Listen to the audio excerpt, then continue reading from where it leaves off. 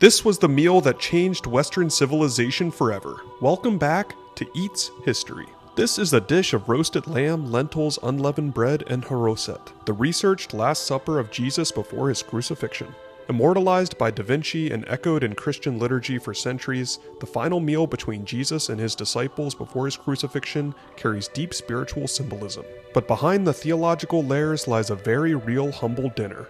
Thanks to biblical text, Talmudic writings, and modern archaeological research, especially by the Italian scholars Generoso Uccioli and Marta Berogno, we can reconstruct what may have truly been served that night. Let's start with a lentil stew, a dish rooted in ancient Semitic culture. Lentils are one of the oldest domesticated crops in the Levant and are referenced as early as Genesis 25:34.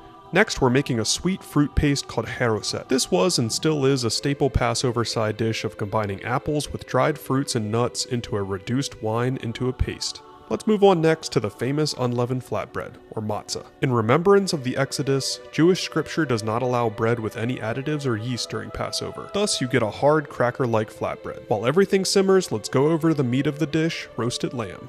Mandated in Exodus 12:8, no Passover meal would be complete without a roasted lamb and bitter herbs. And finally, the diluted red wine that went on to symbolize the blood of Christ. A humble dish that truly shook the foundations of Western culture and history. 8.7 out of 10, and follow for more historical cooking.